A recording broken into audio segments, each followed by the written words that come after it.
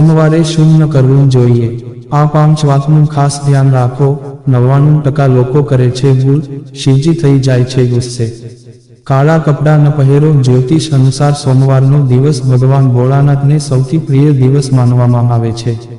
તેથી આ દિવસે ભગવાન શિવની પૂજા વિધિપૂર્વક કરવામાં આવે છે. પરંતુ આ દિવસે કેટલાક કામ કરવાથી બચવું જોઈએ. ઉલ્લેખનીય છે કે સોમવારે ભગવાન શિવની પૂજા દરમિયાન ક્યારેય પણ કાળા રંગના કપડાં ન પહેરવા જોઈએ. આમ કરવાથી શિવજી ગુસ્સે થઈ જાય છે. અનૈતિક પ્રવૃત્તિઓથી બચો. જ્યોતિષના જણાવ્યા અનુસાર જો તમે સોમવારે વ્રત રાખવાનું વિચારી રહ્યા છો તો તમારે તેના સંબંધિત નિયમો પણ જાણવા જોઈએ. જો તમે સોમવારે ભગવાન શિવની પૂજા કરો છો તો ધ્યાનમાં રાખો કે આ દિવસે એવું કંઈ ન કરો જેનાથી કોઈને પરેશાની થાય. આ સિવાય કોઈ પણ અનૈતિક કામ કરવાથી બચો. આમ કરવાથી જીવ જોખમમાં મુકાઈ શકે છે.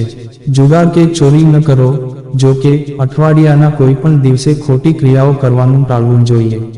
ખાસ કરીને સોમવારે. ધાર્મિક શાસ્ત્રોમાં કહેવામાં આવ્યું છે કે જો કોઈ વ્યક્તિ સોમવારે જુગાર, ચોરી અથવા અન્ય સ્ત્રી પર ખરાબ નજર રાખવા જેવા કાર્યો કરે છે તો તે પાપનો ભાગીદાર બને છે. તેથી આ ખરાબ કાર્યો કરવા માટે પ્રતિબંધિત છે. પૂજામાં તુલસીનો ઉપયોગ ટાળો. જ્યોતિષ શાસ્ત્ર અનુસાર ભગવાન શિવની પૂજા કરતી વખતે ભૂલથી પણ પૂજામાં તુલસીનો ઉપયોગ ન કરવો જોઈએ. એવું કહેવાય છે કે તુલસી શ્રાપિત છે અને તેના પતિને ભગવાન શિવે માર્યા હતા. તેથી જ શિવ ઉપાસનામાં તેમની પૂજા થતી નથી. નારિયેળ ન ચઢાવો. ભગવાન શિવની પૂજામાં ભૂલથી પણ નારિયેળનો ઉપયોગ ન કરવો જોઈએ. આમ કરવું અશુભ માનવામાં આવે છે. હકીકતમાં નારિયેળને દેવી લક્ષ્મીનું પ્રતીક માનવામાં આવે છે જે ભગવાન વિષ્ણુ સાથે સંબંધિત છે. માતા લક્ષ્મી ભગવાન વિષ્ણુની પત્ની છે અને નારિયેળને શ્રીફળ પણ કહેવામાં આવે છે. તેને માતા લક્ષ્મીનું સ્વરૂપ માનવામાં આવે છે.